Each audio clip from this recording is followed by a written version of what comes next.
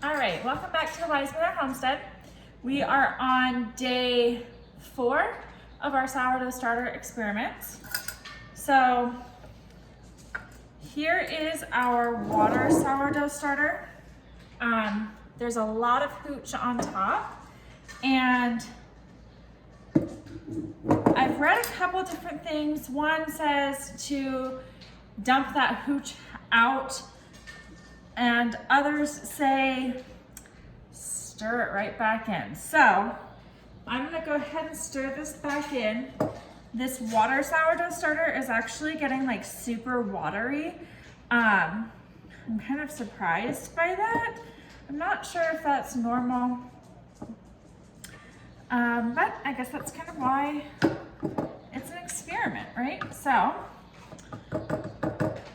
got that all stirred up, and I am going to start discarding half.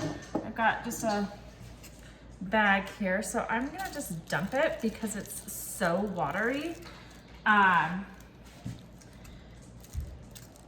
it's gonna be so much easier just to dump it out that way. So that's half. All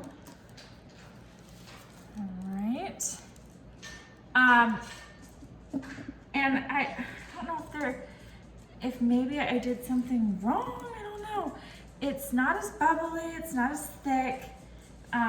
It's really interesting. So I'm gonna get my flour.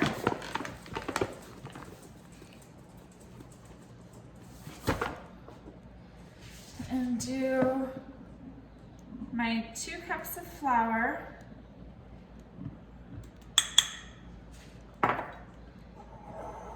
And my 2 cups of water. I think I'm gonna do a little bit less water just because it was so watery. And stir that all up. I mean, it's bubbly, but it's super liquidy today. And I just don't think that's, I don't know, it doesn't seem right. So, stirring this up, getting everything well incorporated, scraping down the sides, and on my smaller batch that I used some of the sourdough starter discard on,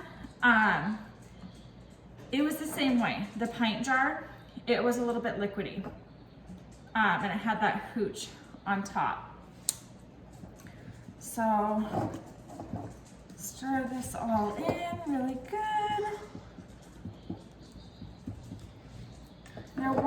There wasn't as much activity on this one today. You know, there wasn't as much, other than the hooch on top, there wasn't as much like bubbles, and the scent is still pretty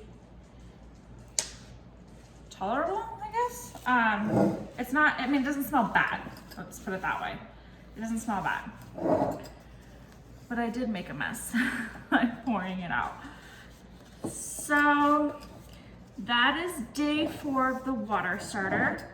Kind of interesting. Not exactly the way that I thought it was gonna go with this one today. I was really kind of expecting it to be a little bit thicker. I was also expecting it to have a lot more bubbles and more activity, but there we go. Still kind of liquidy. We'll see. So that's the water starter. Moving on to the milk starter. Now this one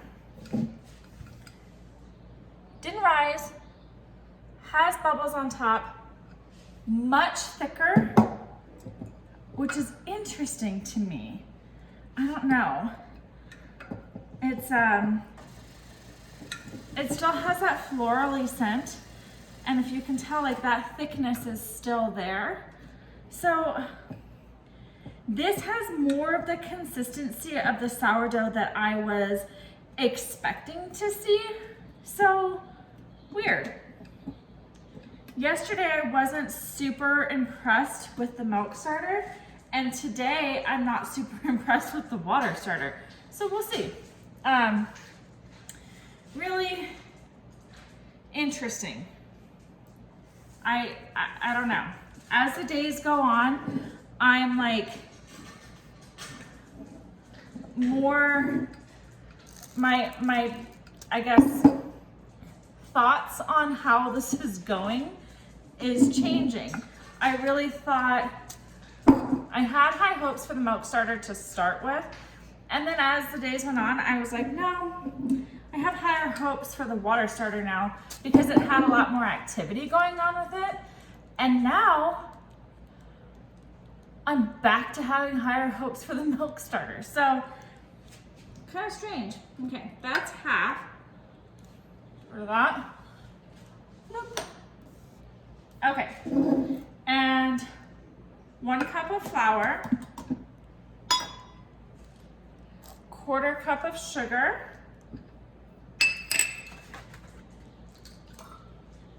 and oh, did I use that one? 1 cup milk.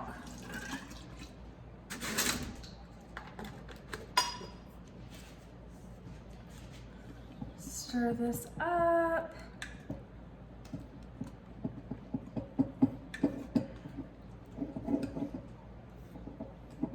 I'm super excited because I'm day 4, which means I'm about halfway through this, and halfway through means I'm that much closer to making a loaf of sourdough bread. And if it works and it's good, it means I don't have to make another starter for like ever. Because this process is it's a lot. I'm not gonna lie, I really did not want to feed this tonight. I was like, I don't want the mess. I don't want the discard. I don't want to stir, and I don't want to mess with it. Happy that I did. I really want to keep up with this commitment.